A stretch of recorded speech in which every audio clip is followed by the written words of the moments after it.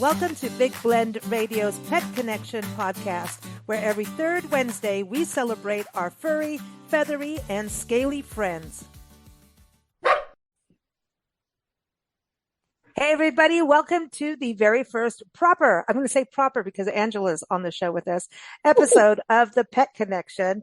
This is a Big Blend Radio podcast that celebrates our furry, feathery, and scaly friends. Say that 10 times really fast. New episodes featuring expert interviews and conversations air every third Wednesday at noon Pacific time here on bigblendradio.com. And, look in the show notes, all the links directly to this channel on Podbean, Spotify, all that. You just click on that one link and it'll take you to all of it. But you're also going to hear on this channel, this new Pet Connection channel, other pet related episodes from our Big Blend Radio podcast. So if we do a horse show on another channel, we're going to bring it over here too. So this is the hub of all things pets. And as always, we're your hosts, Nancy Reed and Lisa Smith. We're the crazy mother-daughter travel team. We publish Big Blend magazines, run Big Blend Radio. I think we're almost at 40 podcasts. We're crazy. So that's where the crazy comes in, but we're having a good time. We travel full-time across the country, documenting parks and public lands on our Love Your Parks tour. And as we do that, we pet sit through trusted house sitters. And that's how we met Angela. In fact, Angela's the one who said, well, why aren't you girls pet sitting, when we asked her to come on a show? I think it was about 4 years ago now.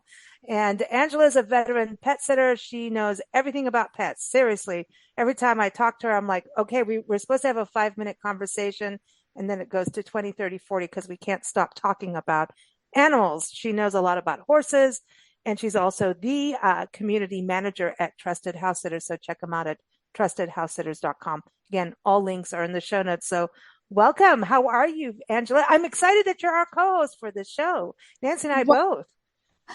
Lisa, I'm more excited than you are, I'm sure. And thank you for creating this hub for pets. And we all know that pets are in our hearts, and they are so part of what we do and our lifestyle and everything else, and part of our family. They are for our family members. So they deserve to have their very own show.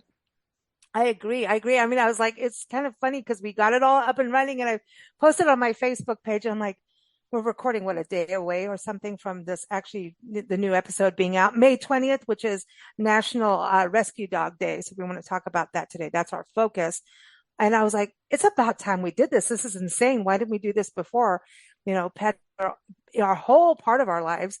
I do want to say Nancy would be here because she's on all of our new shows, and she is my mother and co-host on all of this. And right now where we are, there's a little storm rolling in, and you know what she's doing? She's being a good pet sitter.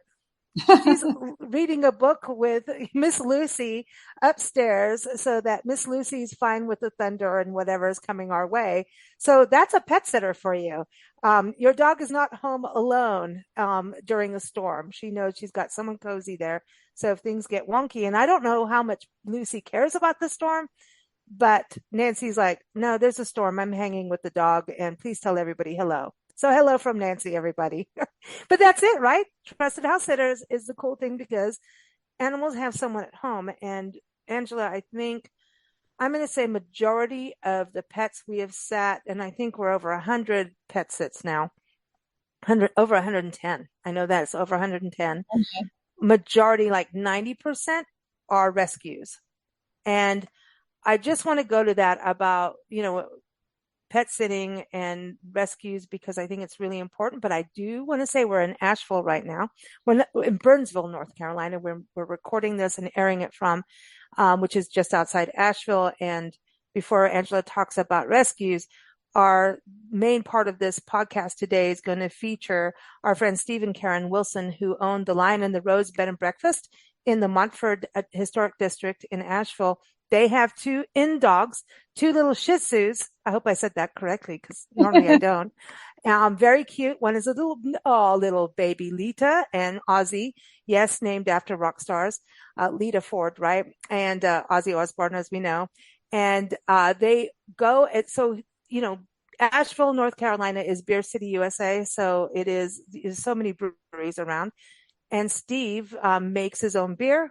And when guests check into this beautiful Victorian inn, not only are you allowed to meet the dogs if you want to, if you don't, that's fine.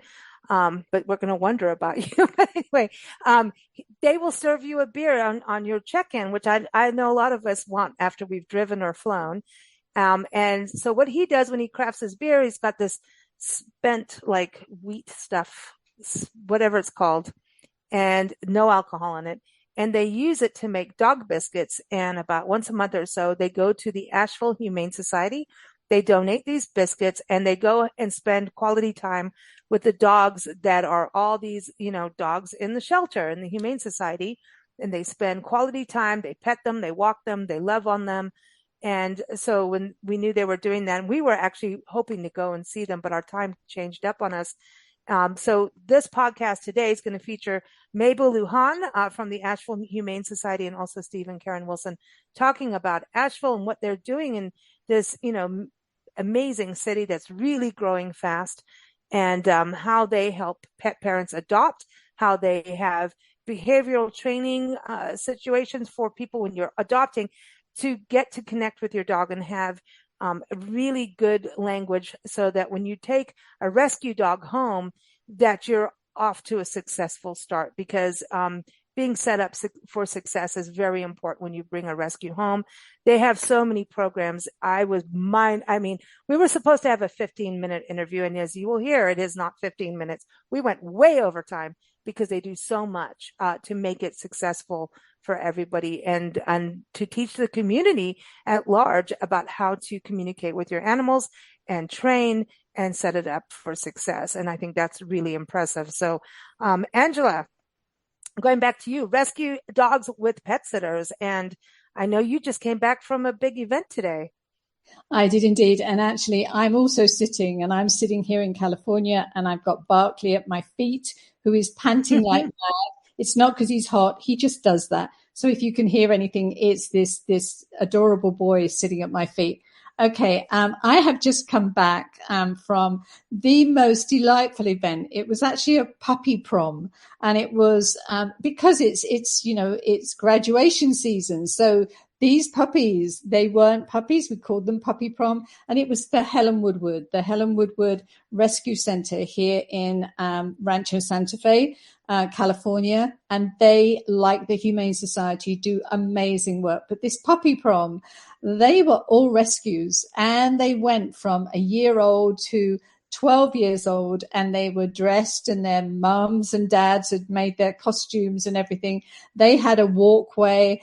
I was a judge. There was 3 of us as judges, and it was one of the most difficult things I've ever. How do you grade somebody? How do you grade these adorable little ones and say one looks better than the other? And there was a column for cuteness, and the scores were 1 to 5. Well, every single one of them got a 5 when it came to cuteness, but we did have to judge it in a way, but it was just so delightful to see these precious beings that were living their best lives because somebody went and gave them that opportunity. And it was the shelters that opened their hearts and do the work. But you know what? Just a serious note for now, and I'm not sure if you got into this with the Humane Society. Shelters worldwide, not just in the United States, but in the UK as well, are really under crisis level. They are overwhelmed with animals, and some of it is to do with the pandemic. There's a number of things like the cost of living crisis and veterinary fees and everything else. However, for the perfect storm, adoptions are down. They're down compared to what they were, and so anybody and everybody that's listening, the one message is, it is so, so important to support shelters and rescues in the work they do. If you are not in the position to adopt, then there are so many other ways that you can support their mission, and their mission is to get animals into their forever homes. And the work that Helen Woodward do out in the community, like the Humane Society, they go out there, and their purpose is to keep pets and their pet families together, so that it doesn't get to the point where somebody feels that they need to, that they have to give their pet up. So that work they're doing in the community with the food banks, with the food kitchens, with, with sort of education, not just of pet parents, but of children. And it is all, it's a holistic approach so that everybody is brought into it. But when it comes to rescues, yes, we look after so many rescue pets simply because it is the best pet care option for any pet, but for rescues, even more so. Can you imagine the situation where you've got this animal who has been in a shelter? We don't know how long for. It may have been short, long time. But more importantly, we don't know what their life was like before because they can't tell us and they can't talk. So they've been in a shelter and you take them home and you still have moments where you want to go away, whether that's for vacation, whether it's something where you have to go and see family, whatever. There's going to come a point. Absolutely. There's going to come a point where you won't be there. So you think about adopting and then you say to yourself, right, that's fine. But what happens when I have to go away? What do I, and there's a cost involved if I put a pet back into a boarding environment, but I can't do that because it's not the right thing to do. We've just taken them out of that. So with trusted house sitters and with a pet sitter, all of that solution is there because they will go into the home, they will stay with the pet 24/7 according to your instructions, the pet parent's instructions, and they will look after them, and you can travel with total peace of mind knowing that that pet that you've taken to live their best life in your family is part of your family and is going to have that one-to-one care that you would give them, but actually the pet sitter probably gives them more because that's what we're there for. And so the solution for your rescue pet is home is best. Yes. Can you, and if you're thinking about, okay, but I'm having somebody come into my home that I don't know to look after my pet, can you imagine what your pet is thinking if they're taken out of their home and put into somewhere where they don't want to be? That's worse than what your thought is about welcoming somebody into the home. So, and you get to have a communication between each other and see if it's the right fit, number one. We always recommend a Zoom chat if that's possible, or, a video chat, however you need to do it, because everyone can meet each other, see, but the thing that, I know a lot of people on Trusted House Sitters use this like, oh, we're going on vacation here. And it really, every situation with a rescue dog is different. Some rescue dogs were just, they're fine. It just depends on their, if it's fresh rescue, you know what I mean? Or the dog has maybe been in the family its whole life and was rescued as a puppy. Everybody's different. And what I've noticed is the more pet sitters that come through a household, the better the dogs are like, oh, we got new friends coming. That's what it's like. And if you go as a repeat pet sitter, they're like, oh, my buddies are here. They love it. It's really cool. But honestly, I think, you've got a lot of, vacation kind of trades, right? Of people, pet sitters going to a place that they want to go, maybe they want to go, like we're in Asheville, so they want to go for a hike in like the backwoods where we are right now, or maybe go to the Arboretum or the Biltmore Estate and things like that. But they're gone for 3 to 4 hours, and most dogs can be left for that time. But then there's also people like Nancy and I who are digital nomads who travel, want to see things, do a lot of travel in between their sits. And even after their sits, and sometimes, pet parents are really cool and say, hey, you've been there at the house the whole time, stay another day so you can go explore, so every sit is different. Every relationship is different. It's rescue dogs. So we're going to talk about dogs, but every rescue dog is different. But I know for a fact that they're more relaxed when you follow a routine that the pet parents have set up for their animals. And even the animals have more routine than even pet parents realize. They're like, I going to poop at 1 o'clock. Thank you very much. I have a poop schedule and I'm sticking to it. And please open the door at this time, or they will want their TV time. They have their specific things. And if you follow through on those specific things, that dog will calm down versus being taken to a kennel that it feels like, oh, my parents left me. I'm now back on the street again, basically. And I don't know who, what, and where. And you think about children being adopted or fostered. It's no different other than this is an animal, right? And animals are family and feelings, like you were saying, Angela. Yeah, and don't forget, I mean, we focus, and so many people focus on dogs, and of course, because they are the one pet that is common. However, there are so many other rescues. Mm-hmm. There are cats, there's horses, there's chickens. You can't kennel those anyway, but they're still rescues, and pet sitters will care for all of the animals. It's not just dogs. And Go Barkley. I know that's Barkley. That's Barkley. And he's agreeing with you. He just wants it to be about dogs, though.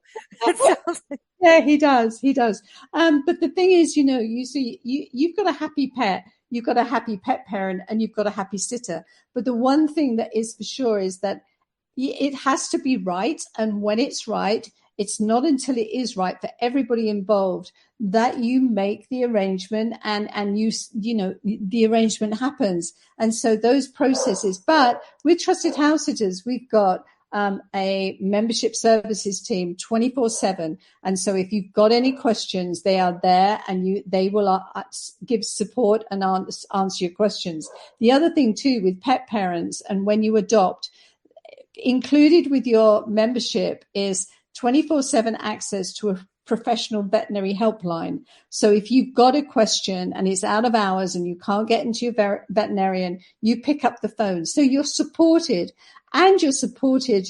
I know with Helen Woodward, the way what they work, they support their adopters after they've adopted and taken the pet home. And like you were saying, with the Humane Society, Helen Woodward too, they give those basic sort of training and how you can actually, because when you first take that pet home and it gets in, it's going to take a couple of weeks, a month, some people say 6 months for it to completely relax and become itself. And then that's when the personality comes out. That's when you get to know the behavior and what they're like. And if you feel you've got that support, which you do get from the shelters when you adopt, when you've got that support, you're not going through that on your own. You are not dealing with those. There is always, and it is a community, and it's that the way the community works is that the mission is to give those pets that are now taken out of the rescue and put into their forever homes to help you, the pet parents, and the pets live their very best life, because that's what it's all about. And so all of that support system is there.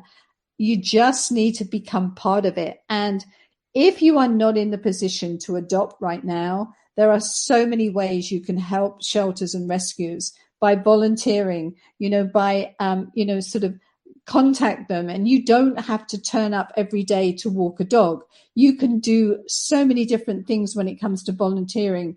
But if you are a pet person, if you're part of this pet people community that we have and our pet connection, find ways and you will get back far more than you give. I love what you're saying, because like our friends Steve and Karen, they have a new puppy now because they lost their little Oreo, their little Shih Tzu, excuse me, Oreo. And so they got a new puppy because it helped the other animals too, and them and everybody just to get moving forward, And so they can't keep adopting a bunch of animals, but they go and do animal things, and they do other wildlife refuge. There's a wildlife rehab center that they support. They support in where they can, whether it's even just sharing it on social media. That's something that can really happen in the community, is to share. Like you see, oh, this dog over here is in dire need of a pet parent. Share it. You never know. And honestly, I think animals give us so much back. And it's just like, Angela, I know you work a lot, so do we. And all I can tell you is if it wasn't for the pets, I think I would blow up like a balloon. and Well, and I'm doing well on it, but I need those dog walks and I need that puppy playtime. I need to have those breaks, and animals will remind you that. And rescue dogs, because there's all kinds of tender situations, it makes you kind of snap out of what you think is always the almighty important when this is a living being, you know? oh, absolutely. I mean, and the event that I was at today, to see these rescue pets with their tails wagging and their costumes on, and they're, having an absolutely delightful day. And then I get to come home to Barkley, who I then have to put in the car and take him to Cahoots to buy his chews. And he goes into Cahoots, the pet food store, and wants to eat absolutely everything in there. And when I go to the checkout, somebody went, because I have a Trusted House Sitters t-shirt on, and she went, "Oh, you're Trusted House Sitters?" And I went, "Yes."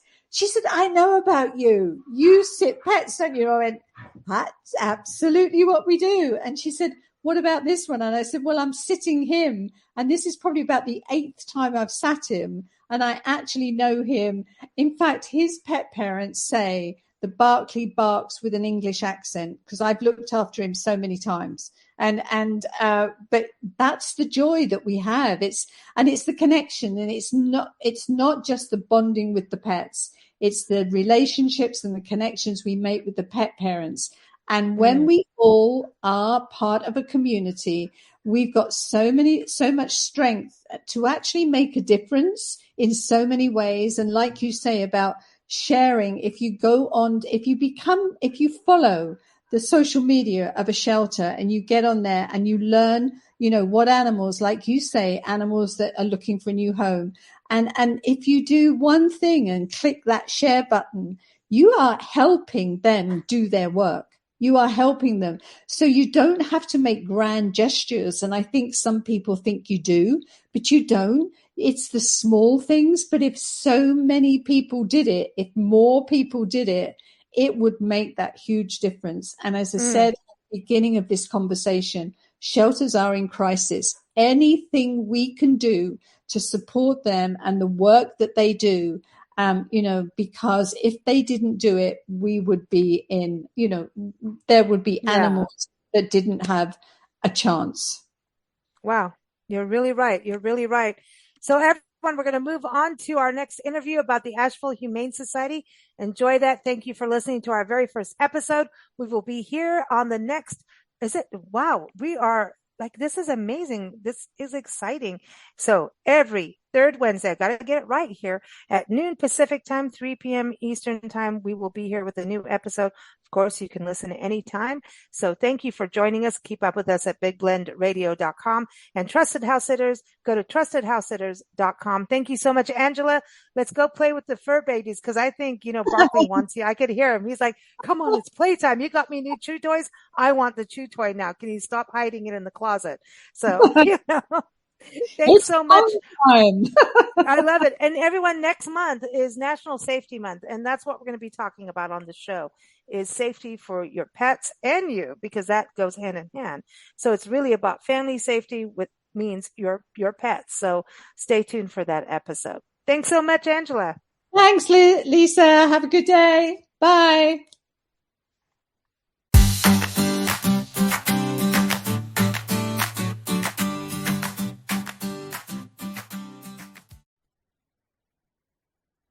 So everyone, we're very excited as part of our very first Pet Connection podcast with Angela Laws of Trusted House Sitters.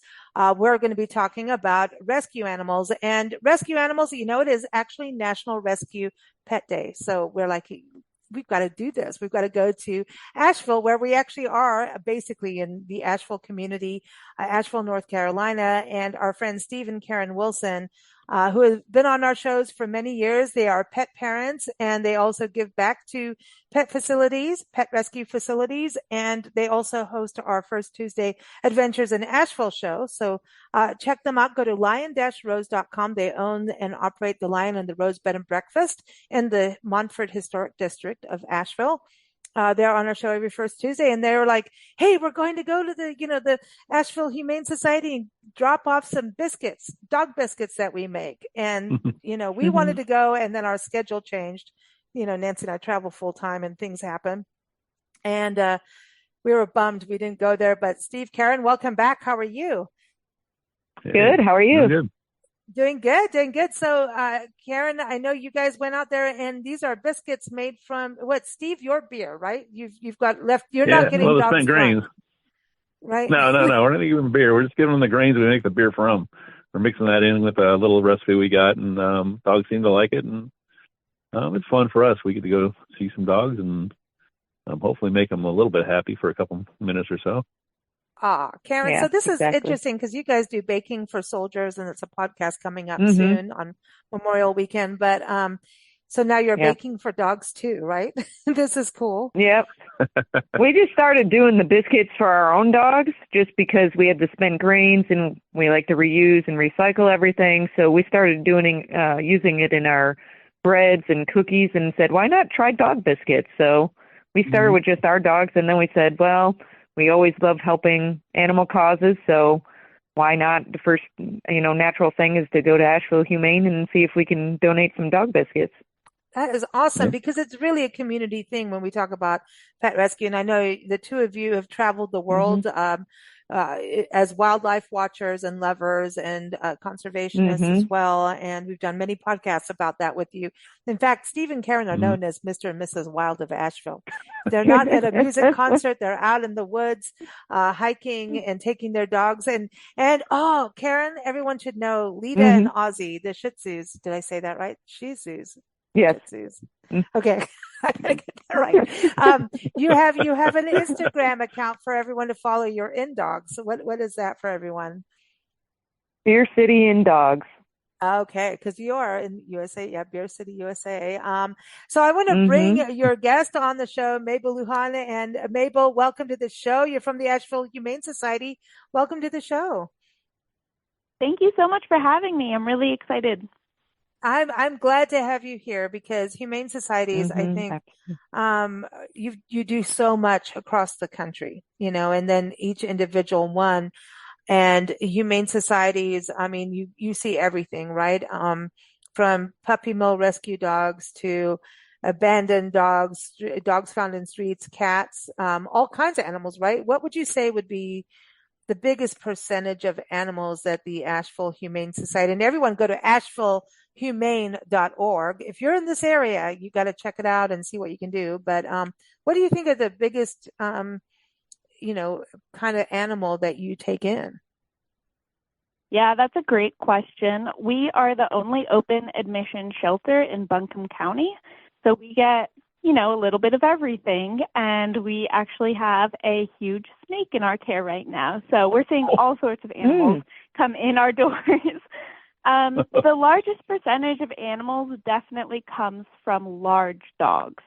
And a lot of times those largest dogs are dogs who are running at large, who have escaped and have been, living outside for a good amount of time, don't really have a family, or maybe getting fed just by community members, or they are large dogs who are being surrendered by their family for one reason or another. Maybe they're having financial hardships, maybe they are just moving and can't take the dog with them. But the majority of animals who come into our care and are also harder to adopt out are the large dogs.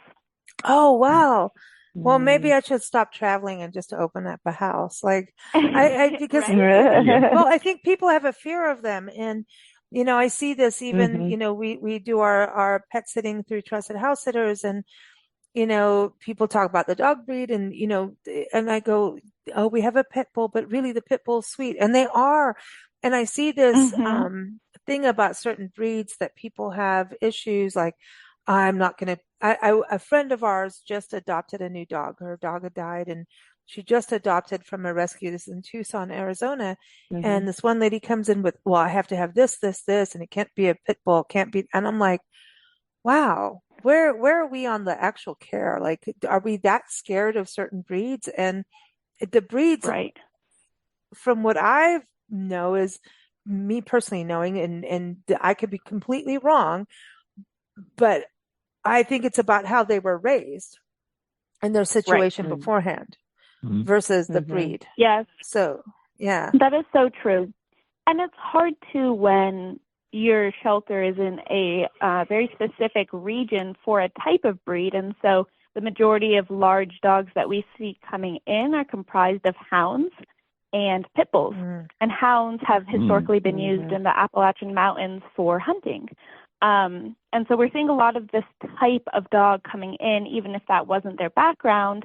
And historically, hounds are a little bit harder to train, and they can be loving and beautiful dogs, but there are attributes that are harder to sell to an adopter. So we have really started to build up a strong behavior program in our shelter, and then also offering behavior classes outside of the shelter Oh, to I really, love this.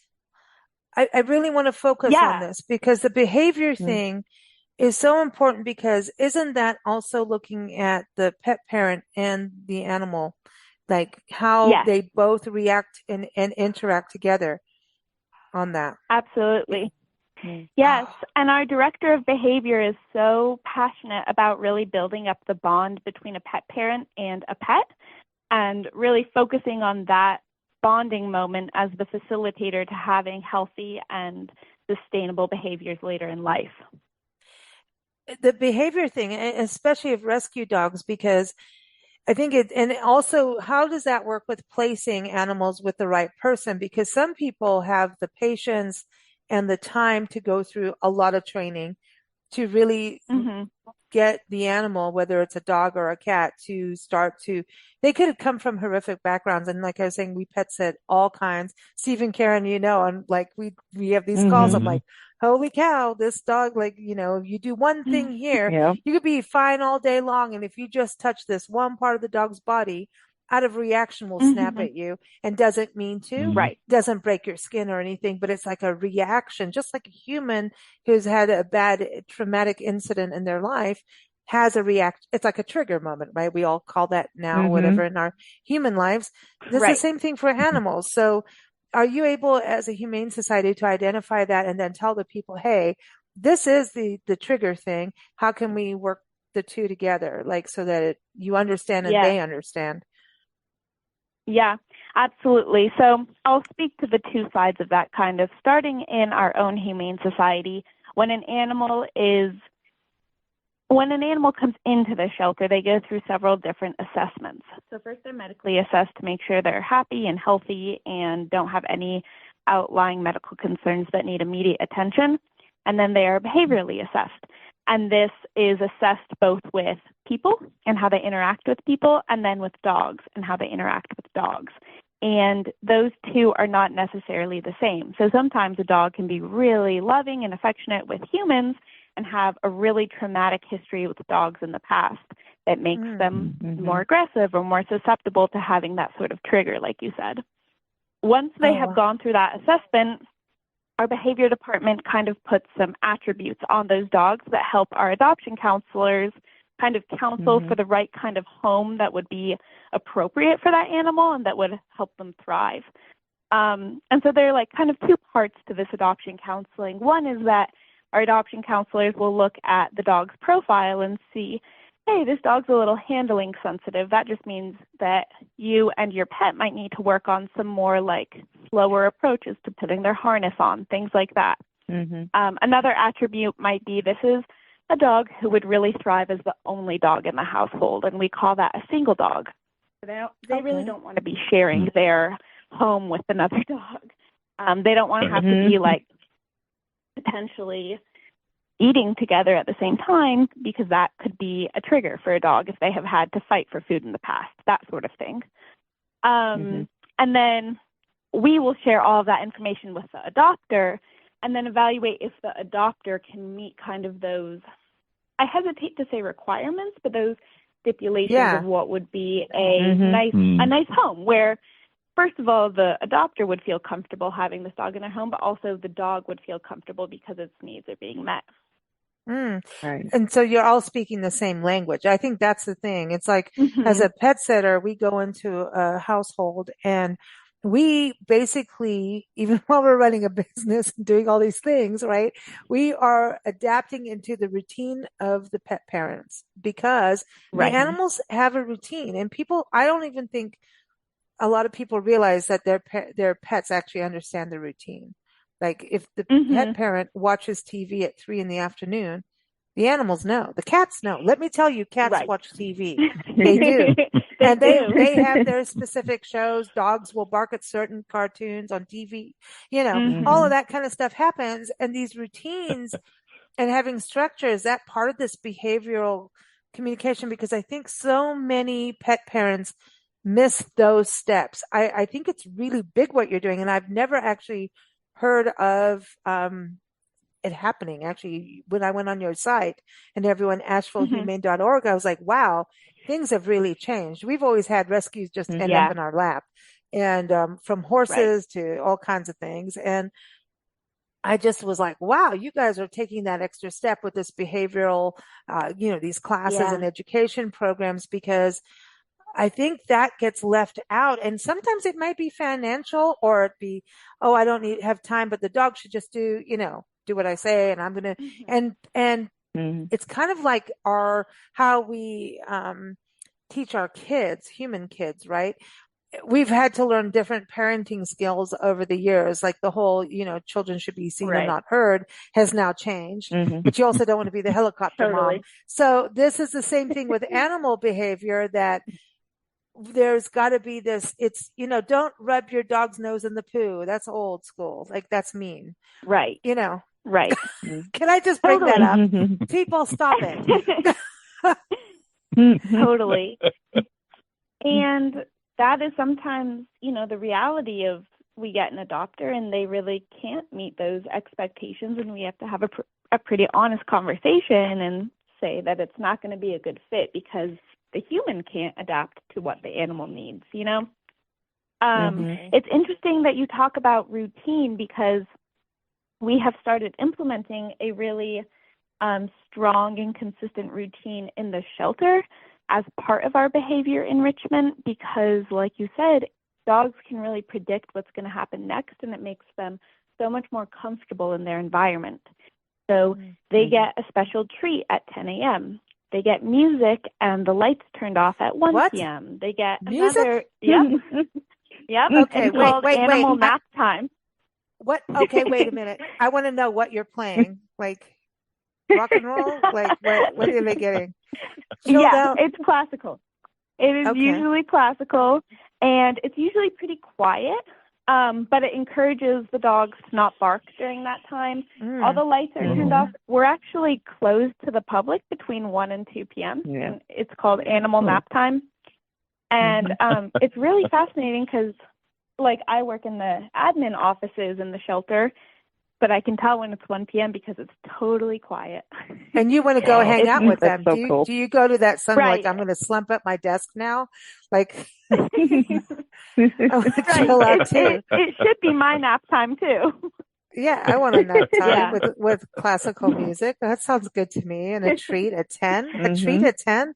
But that's really cool, because then it's something that people can work with when they take, their new, fur family home, or scaled family. You got snakes. That's a whole other deal. Kids want the snakes, absolutely. And then that becomes a thing. And understanding the age of the animals too, like, people and tortoises, like the tortoise is going to outlive you. A parrot is going to outlive you. What are your plans? Right. And then people have this hardcore, like, I got my dog, I got this, and then the dog or the animal dies, and then they realize, oh my God, this was like my kid. I didn't realize it. Do you ever see that sneak attack of, I didn't realize how much these animals meant to me because they just were kind of part of my family. And then, when they pass, it's grief. And Yes, Oh, absolutely. that's a I huge think thing that too. that comes up the most when people come into the shelter looking to adopt and they say, I just lost my dog. It was my soul dog like 5 months ago. I'm not sure if I'm ready, but I need to like see if I'm ready. And we see a lot of adopters coming in who are looking for maybe a new companion after their soul dog passed on. Oh, Mhm. and do people come in just to kind of, do you have any kind of something where people can just start to learn? I mean, what happens if you're a first time person? Like I've always wanted a dog and now I'm grown up, right? My parents didn't let me, but I really want a dog and I love dogs, and dogs love Right. me, but I want a dog. Do you help them find the right dog and because I know I don't know what it is like here in North Carolina, but California closed pet shops doing, pet like Right. dog breeding and stuff. So I don't know how it is here, but a lot of that was really bad, what was going Right. on. And Yeah. sometimes you can have the wrong breeder, right? So, and puppy mills do Oh, yeah. exist, especially Appalachia. I've seen dogs come out of, uh, no, it's bad where they come out blind and, Yeah. Mm-hmm. three-legged, and there's always this, they're deformed because they're being inbred so much. There's Right. just this whole eastern seaboard up, right? And even from, and Mhm. I'm not knocking a region, but there are just these backyard kind of breeder things happening, and people think they're credited. Oh, I got it from the breeder, and then, well, this is the runt of the breeder, and I don't understand why. And I'm like, oh, I know what happened. And there's Yeah. dogs that I Mhm. know that we've pet sat for that can't even walk properly because they were on a cage. And so the metal Yeah. cages were affecting their paws so much that they can't, Oh their gosh. walking was so bad, right? If Uh, you Mhm. guys have seen that, right? In the Humane Society. yeah. Sadly. Mhm. Oh, God. That's really So awful. yeah, I mean, that's the thing. It's like, so what are we like in North Carolina as a whole? I mean, what are you seeing coming in? Like, what are the causes? I Yeah, mean, that's a great question. So a lot of times the puppy mill situation or the breeding, hoarding situation, we under contract can only accept animals in Buncombe County. So a lot of times we aren't seeing those puppy mill intakes just because they aren't in Buncombe County or Mhm. um, Oh, they okay, are like okay. they're in a Mhm. neighboring county, and we do not operate as a trade shelter. Like we cannot be a receiving shelter.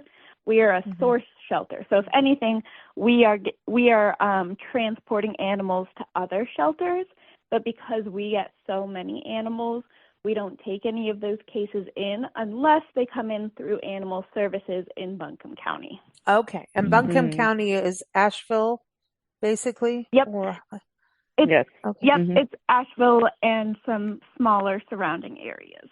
Okay. Mhm. Mhm. And so when we talk about, humane societies and shelters, here comes the question of, is this a no-kill? What can we get an understanding on no-kill shelters?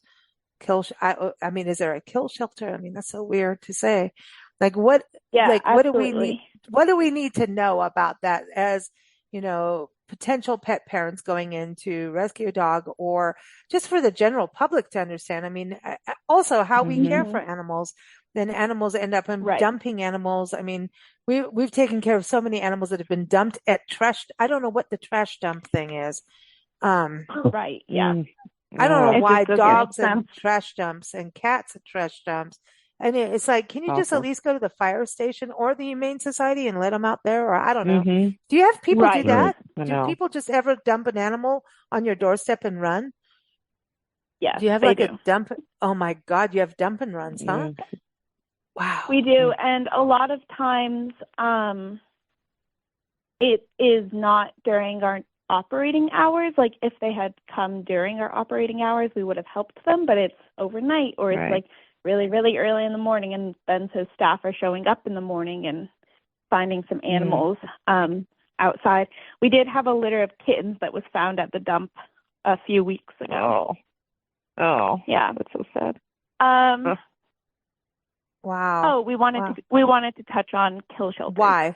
Yeah, how, yeah, the shelters and why. Yeah, what are the main issues in your area, and what are you as a shelter, no kill versus a kill shelter? I don't know how to explain all that. I know it feels Sounds weird terrible. to say Like, yeah. Let's just talk about what kind of shelter you are, and can you explain that part for us? Yeah, absolutely. So Asheville Humane is a no-kill shelter under the technical term of what a no-kill shelter is. So there are several national organizations that kind of set the guidelines for animal welfare in smaller regions. And so we follow several different guidelines, but a lot of them come from the Humane Society of the United States. A lot of them come from Best Friend Animal Society. And those all kind of set the tone for how other smaller shelters participate within these kind of guidelines. So a no-kill shelter nationally means that a shelter has a live release rate of over 90%. So that means of the animals that are coming into the shelter, whether that is through surrendering, whether that's as a stray, anything like that, 90% of those animals are then released back into the community. That does leave room for, obviously, 10%. And that's where it kind of depends on how folks interpret this no-kill shelter wording, And in the animal welfare industry, we have kind of moved past this kill versus no-kill to a model where we're talking about humane euthanasia and not necessarily just using the word kill, because there are, stigmas around it, and there have been for decades. That 10% at Asheville Humane Society accounts for, one, animals who naturally pass away in our care. And a lot of times, those are the neonate animals that have been abandoned by their dog mom or cat mom and who have been rescued and brought into our care, and we're bottle feeding them and putting them in the incubator, but they just don't make it. That's a percentage. And then the other percentage accounts for animals who come into our care, and we determine that they cannot be medically or behaviorally rehabilitated within our means. So obviously, medically, a lot of pet parents experience that themselves. They're diagnosed with a really severe form of cancer. They suddenly break a limb that really is detrimental to their quality of life. And that is a pretty acknowledged outcome for pet parents. I think what's a little more complex for folks to understand is the behavioral euthanasia.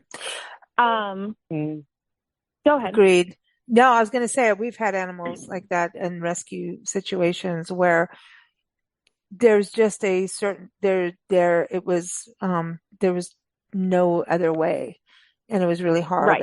We lived in Kenya. We took on a dog called Chewy, literally, and he had been in different cultural situations and was aggressive as heck. And basically, we had him fenced in. He jumped a fence that had spikes on it and stuck himself in between. He did all kinds of things, and he attacked everybody that walked down the street. We couldn't keep him in. Oh gosh. He would jump through a window, kind of like there were issues. And it was actually he was so aggressive, but he was so upset. And I think medically too, and this was way back when. I mean, we're talking in the late 70s, right? So medically, we weren't even on board with mental health with animals or humans at that point. Right. And we had to say goodbye to Chewy, and it was really difficult because he's also incredible, as vicious. He was as sweet as he was, he was so sweet, right? But vicious, and very protective of me as a little kid. I mean, you even looked at me, he's going to, and yet you have to have, you can't keep an animal locked in. And that's what I've seen a lot of in what we do is, and Nancy and I, my mom, Nancy, who would love to be on here, but she's taking care of two little yappy dogs right now. So they don't bark on the podcast, but, the majority of the animals we see that have any kind of issue they have been, if they have an issue, they've been crated. We took care of a dog that was crated for the first 3.5 years of her life, and she was a German Shepherd. And she was crated, and even to the point of she even had babies in that crate. And then someone adopted her and thought she could just have a dog to go to cafes and let me go walk the streets, let me be cool with my dog kind of thing. And that's the reality and truth. And I want to get people to understand a dog is not a fashion accessory. Okay. It is not a place to be cool and look cool. I got a dog. Asheville's a dog centric city, but it doesn't mean you do this. Right. So yeah, that's so anyway, true. I have to say it. And this lady thought that, and it's it is so true. And we took care of this dog, and we understand, like, if a dog's upset, I'll lie down with the dog on the floor. I'll sleep with them. I'll do whatever I need to do wherever. I don't care if it's outside. I'll hang out with them. I did that with my horse. It was a rescue horse. I slept in the stable with that horse until she felt comfortable, because she was moved and she was abused by a cop who played polo and beat her up with a polo stick in her stable. And, all these issues. And I just kept being there calmly, quietly, patient, carrots, not whips, and you do that, and it takes time. But this dog I'm talking about, this German Shepherd, man, she loved to play and she wasn't able to play. But if you went to go and pick up the stick that she played chase with me in the garden, she would bite your hand, and it was aggressive, but not meaning to. She was just so excitable. She got to a point, like if she was outside, I'd be inside. She would go and get the wood for a fire, the wood stack, and take a chunk of wood and throw it at the sliding door, the glass sliding door, to get me to come and play with her. Oh, wow. It was her communication. This dog, she was smart, and I think now she's ended up in search and rescue, which is probably a good thing for her. She's got, it's that's a whole other topic. But this dog was crated. So she may have had that kind of aggressive thing before, but she's incredibly sweet. Remember when there was an alarm that went off, a smoke detector kind of thing, and it was just out of random. It was just a bug in the house. That dog, like, literally peed herself, and I went and just lay down with her, held her, and she was fine. We got rid of it and whatever, but she was so paranoid. She was still a puppy in a way, right? At 3.5 years old, and been trapped that way. And aggressive is like someone's just putting your hand in. You're being treated this way. So you have to undo all of that. And it's just like a human being that has been abused. So that's what I wonder about with the Humane Society. It seems like you have this amazing way of getting to, okay, this is how this dog is feeling. And then letting people like Steve and Karen go and say, hey, I'm bringing biscuits in. I'm going to go pet the dogs and give them some attention and love. And they get used to people too, because that's another thing, isn't it? With what you're doing is like, you're doing this all points. And it's amazing. That dog just is still sitting in my heart so heavy and hard. It's like, people lock up animals if there's a problem, instead of doing the behavioral training that could put everyone together, Right. Yeah. One thing that we have been focusing on so much, and that is really the focus of a lot of behavioral rehabilitation, is socialization, and how important socialization with humans and other animals is as early on as possible. So we push as heavily as possible that anyone who adopts a puppy from us attends our puppy kindergarten class, and then they kind of move through our courses. One of the major things that we see of animals who come in who are what is most simply described as dog aggressive have never had exposure to other dogs in their whole life. And so it's simply like an instinctual thing of, I need to protect myself. I have never had positive interactions with dogs before. Fear. And that can be really, and fear. That can be so detrimental, because how does a dog then go out to exist in a community in a safe way if that is how they react to dogs. Mm. You Right. know what? That brings me to a point of like, we document parks and public lands as we travel, and dogs can go out. Like Steve and Karen, you take, Ozzy and Lita out but they're on their leash and everything, and they're little dogs. But Yep. people are scared of dogs. There are people that maybe have been bitten or something. And, I've been on so many trails where people let their dogs run on places where it's like, this is a leashed area. You can bring your dog in, but they abuse that. The dogs can go out and have sniffies and be like in the wild and whatever. And what bugs me about it is like, number one, our natural wilderness area, it doesn't feel like it in Nashville area because of the Blue Ridge Parkway, Pisgah National Forest, and Smoky Mountains National Park and stuff. But reality is our wild landscape for actual wildlife is shrinking. And so now we're going to take our dogs that we've domesticated, right? We've done this. And we have areas that we can put them in. We can walk them. We can have our backyards and all these kinds of things. Now we're going to take them into the wild, and now we're going to let them free, which scares the wildlife. And also, like, if someone is on that trail and is scared of dogs, a dog knows it and the human knows it. And now we're going to have a negative interaction. It's not good. I don't care what size dog. It's not good. You're right. So I just, can we just all put our leashes on our dogs, people, when you go in the wilderness? Totally. Just do it. Depending. No, you know what I mean? Some people, I was just going to, Karen, like at the B&B, you know that you suss that out. If people don't want dogs around, you don't let Ozzy and Lita around them, right? You guys are I always ask. Yes. Yeah. I make sure everybody's dog friendly before I let them get introduced, because Ozzy and Lita are both very social, and they are just going to love on you whether you want it or not. So we absolutely check with everyone. Yeah. Yes. Yeah. And it's so important to gauge the comfortability of other people, and if they know how to interact with dogs, and if they know how to be kind, and if they are comfortable having a dog come up to them. I think that also just speaks to how, like, we're trying to create a really dog-friendly city, and we are a dog-friendly city, but the more bad interactions that dogs have out, the less people want to take out and socialize their dogs, which just contributes to more kind of fearful dogs. Oh, so this is the other thing, is like the behavioral classes is like, you don't just adopt a dog and say, I'm taking it to the coffee shop to be cool. Right. Yeah. You know what I mean? Like, Steve and Karen, you can go to breweries with your dogs because you've got them, you have a handle on it. Yeah. And your dogs are sociable, but if you have the wrong kind of dog going there, that's not going to be cool.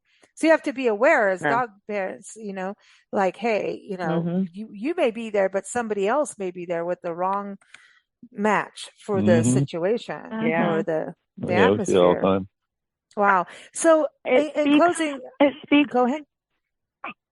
Sorry, I just want to say so much to dog etiquette, like how do you exist with a dog in a world and be considerate of other people. I think something that's really common is little kids running right up to dogs and putting their hands out towards their faces and wanting to touch them. But we have to create a situation. We have to create an environment where people are saying, "Can I pet your dog? Can I approach your dog?" Things like that, because you can get into really scary situations that way. Well, can I pet your dog was our saying. Like, we lost our cat. Our last cat, we said we wouldn't have animals when we got back to this country. And of course, that's the first thing we do. Rescue is a last minute situation, and then our one of the brother and sister cats, brother died. And then like a year and a half later, she went cancer. And then we're looking at each other. Well, why do we care about, let's just go on the road, screw it, And then what happens is you aren't around animals. And we're like, we would go in a park and someone's walking their dog. We're like, can we pet your dog? Then one lady we sit for in Madison, Allison Madison, you look it up on YouTube, Instagram, and her like tagline is, "Can I pet your dog?" And I was like, okay, we want to come take care of your dogs, and we do. We'll get to see them soon. Can't wait. But that's the thing. You get to this point of like, you miss animals so much in our lives. And I think that's the other thing we should touch on is this beneficial thing. So I want to go to what you do as a community and helping families that may be of need, that suddenly like, oh, I have a dog, but they are keeping the family glue together maybe at times. And I think people, there's so many people that are living in a homeless situation, but their dog is what's making them happy. And if you take their dog away, they're going to be unhappy, and take the dog away, the Right. dog's going to be unhappy. So there are so many Absolutely. situations. So low income, I mean, please don't go adopt dogs if you can't afford the food, but sometimes situations are you can't afford the food suddenly, even for Right. yourself. Yeah. I think over the last several years, Asheville Humane has really kind of solidified what their core mission is. And of course, we have all sorts of other missions and lots of visions, statements, and all the things you have for a nonprofit. But what's really at the core is that we believe that pets and people are ultimately better together. If they're both safe, both healthy, both happy, then they are where they should be. We have a department that has been established for the last 12 years, and to this day it's still expanding and growing as we learn what is really needed from the community. So that department is called Community Solutions, and it works to really match community members, predominantly low-income community members, with resources, with help, with any sort of pet support they might need to be able to support them keeping this beloved family member. And, there's a discussion between our pets family, but they really are, like you said, a lot of times they're providing that emotional support that folks need when they're going through a hard time. They're part of their family, and it would feel like someone is missing if they were to be gone. So we do a couple of things through Community Solutions. One is that we have a pet food pantry, and we actually partner with all of the food pantries around Asheville, and we provide dog and cat food. So should someone go to a food pantry to get food for themselves and their family, they can also get foods for their pets. We do which is like that. It's the simplest thing ever, but a lot of times that doesn't exist. Yeah. Well, pet food's not that cheap, by the way. Right. It's really not. Yeah. And then once a month we host a sort of, we have a couple different words for it, but it's essentially like a pet supply pantry. So we open up the front of the community shelter or the Community Solutions building, and folks can come in and get leashes or beds or toys, things that are not just pet food, but that that would really support the well-being of a pet in their home. So are these donated to you, or do you go and purchase them through donations? How does that part work? Because like I know listeners are going to say, how can we support this? Right.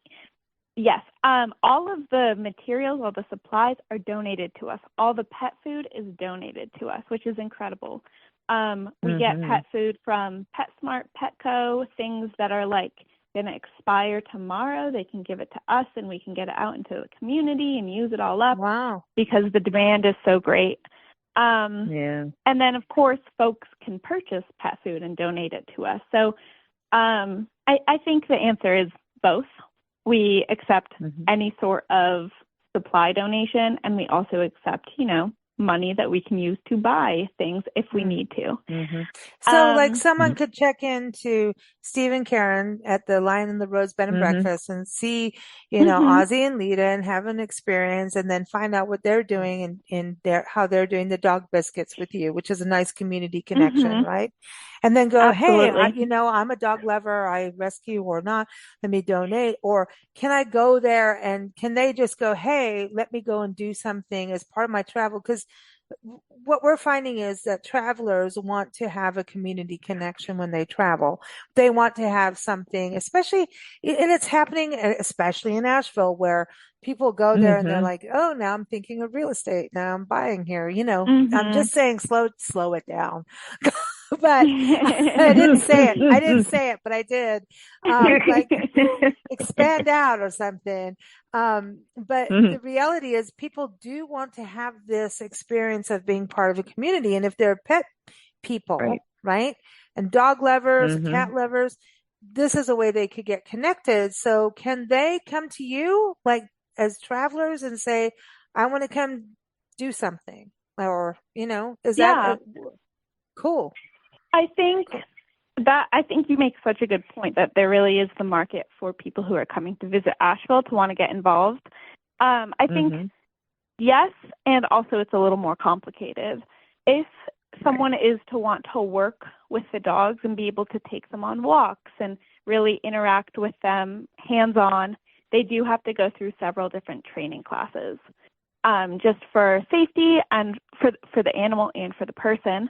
But if they want to come and, play with a dog in the yard with a staff member present, if they want to drop off toys, if they want to play with the cats, those are all things that someone could do. And the way that would happen is to go through our volunteer program. And on our website, there's a tab that talks about how to become a volunteer and how to get in contact with our volunteer manager. I want to be a volunteer. I want to come play. I want to come play. Yeah, we should all do it one. Yeah. Yeah. Let's do it. Let's do it. I'm in because I think it'd be cool to go through that, because doesn't that teach everybody anyway? And they can I think what's so great about what you're doing is that you're doing this community part, and then at the educational front, like people having education, can people come in as a volunteer so that they can learn how to be a better pet parent too? Like in that way. Like it just seems to me that these kind of educational experiences that you offer are like an economical way for people to learn how to be absolutely better and stewards one of of pets. the other things that yes, for sure. One of the other things that our community solutions department does is have mobile clinics. So they will go into the community in a van and provide low-cost vaccines, low-cost brief exams on pets, and share resources, share behavior classes, and a lot of times they'll provide vouchers for those behavior classes, or share pamphlets that they can take home and then scan a QR code and continue learning. In the last year, we just opened a community sheltering center, and that really helps us mitigate strays who are not actually strays. They're just a door down from their owner's house, and they don't actually need to come into the shelter. They're just lost and need help finding their home. And when you go into the community sheltering center, there are all sorts of resources that help you, the finder of this animal, connect them back to their families. And there we also have so many pamphlets about how to determine if a dog is like really scared of you. Look at their body language. We have all sorts of things about how to set up a comfortable environment if you're going to hold on to this animal for a night, things like that. Because when you think about it, the community really does want to help the animals who are going into the shelter and also help their own animals so that their own animals don't have to go to the shelter. And so education is just really at the heart of what we're trying to do and what we're trying to make more of a standard in the animal welfare industry. Do you ever have like an open house kind of thing where people can come and learn? I mean, because you do so much. Like, I think that anyone moving to Asheville or living in Asheville need to know who you are. I mean, I know they do, but I mean, beyond like all these different programs. Sure. Because do you do that kind of thing? We have not done like a public open house, but I think that's a really fantastic idea. We often do tours. Like, we'll have folks come and say, can I have a tour of your facility? And we'll do that. But I think having just kind of a community event would be really beneficial, because we have changed so much since the Humane Society opened. It used to be referred to as the Pound, and it really was just outdoor kennels way out in the county. That's nationwide. I think, to me, just when Steve and Karen told me about you and we were looking into what you're doing, going on your website, I'm like, holy cow, this is not what a Humane Society was like. It was the Pound. Right. But you're also different because other areas don't get to. We did a Free Puppies as a documentary that we did. And we had Monda on the show, who was part of this documentary, and she is on, the corner of Georgia, Alabama, and Tennessee. So she's in that triangle area, and Okay. she goes, and Mhm. all these women rescue dogs from the backwoods, basically. And you know what I mean by backwoods, and they rescue dogs Yeah. and they get them spayed and neutered and take them back to. I mean, these are women going out and taking, Yeah. the hunting dogs back to the hunters in the Right. trailer in the Mhm. woods, right? Mhm. And Mhm. doing that. And then we did an interview, and then we ended up staying there with her one night. And there was no way we could even do an interview because of the amount of calls coming in, and a woman Oh going my off goodness. like, my Oh. husband's leaving me and now he's left me with this bitch, the female dog. That's why what she Yeah. was Mhm. saying. And all these puppies, and they're pooping everywhere. I'm not cleaning this up. And then they're like, Oh. these are human, like they're not human, but they're animals. They're live babies. You can do it just like you do Right. Mhm. kids. And they're trying to talk them through. And they're like, we don't have people. So what they do is they take all these animals, and I was listening to call after call, and then we were there the next morning. We all met at McDonald's for coffee because it's basically it, right, in these little areas. Mhm. And we all met, Yeah. and same thing happened, and it was like a whole nother. And I'm like, oh my God, these women aren't Mm. stopping.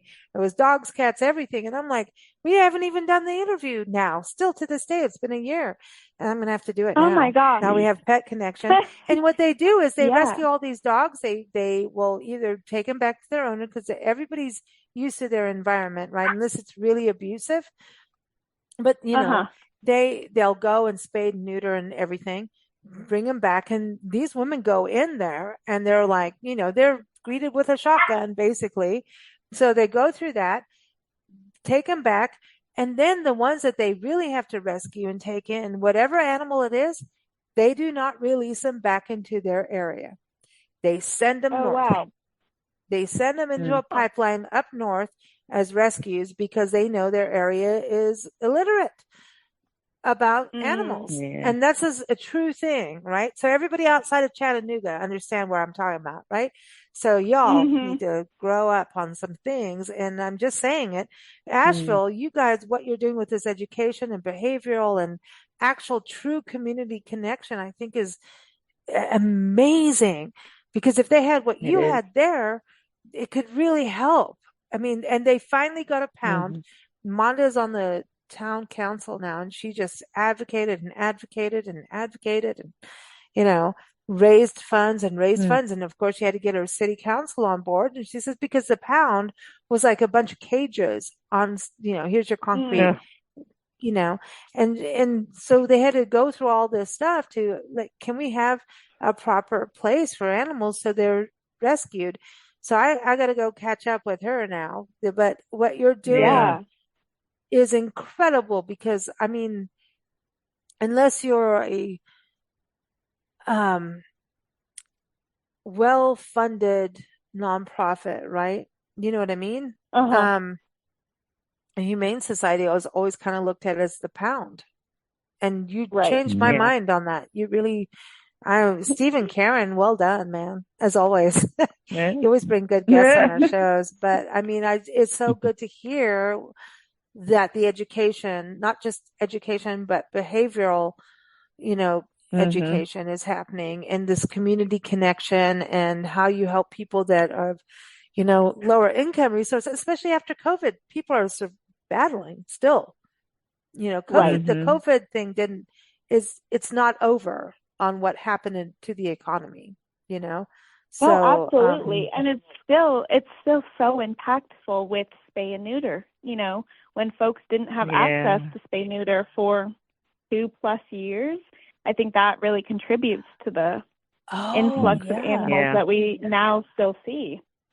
Oh, wow. Yeah, we've True. lived in areas where, like we lived in 29 Palms outside of Joshua Tree National Park, which is a Mm. military community. And whenever they got moved on, suddenly we had dogs running as wild dog packs. We had all the Mm. cats in Oh. our house. Our house was the cat house, literally. No, not that way, but you know what I mean. You know, we had all the cats. We had no snakes. Everybody else had snakes in there, but we had all the cats. So, the snakes were like, we're not Mm. messing with cats. But we had all the cats. Miraculously, this feral cats would hang up on our roof with the roadrunners when coyotes came. The coyote packs would come through. The cats and the roadrunners hung out together on our roof. It's crazy. But we took care of all Wow. those animals. And then we learned about feline aids and everything. And then it was like, Right. that was a whole other issue. So that's something you probably deal with too. Feline aids and all that. Oh, man. Absolutely. So many people go to help, and that's something too. So you help people trying to do stuff in their neighborhood. Like, I see feral cats, what can I do? Because that's huge. Feral Yeah. cats. This cat Yeah. situation. That is something that we're still, working through. I think that feral cats are so prevalent in this area, and there are several other local organizations that are working on trap, neuter, release. And we haven't made it there yet. Like, we don't have the capacity to trap, neuter, release outside animals that aren't coming into the shelter, but that is for sure down the road. Like, it's such a need. And, a lot of times we get the litters of the cats who are out there not fixed. And so it affects us so strongly. But we're really hoping that is down the road, and that is something that we can continue to evolve. I feel like we need a mobile unit that goes around, towns. So it's so funny that you said that. We actually just bought a 37-foot-long mobile medical unit, and it is a spay-neuter medical unit, but it is used specifically to spay and neuter the animals in our care so that we don't have to send them out to third-party vets. Oh, but that makes sense. That's good. That makes sense. Yeah. No, that makes sense. Yeah. So it opens up all of those third-party spay-neuter appointments in the community. So, owned animals can get spay and neutered, and we can just spay and neuter all of the animals on our own. On site. And on site is good, too. That makes it easier for the animal. And it drastically reduces the length of stay that animals are in our care, because they aren't having to wait for an appointment at a vet across town. We can do it right then. True. Well, I tell you what, cool. Mabel, we've done a 15-minute conversation went really well. I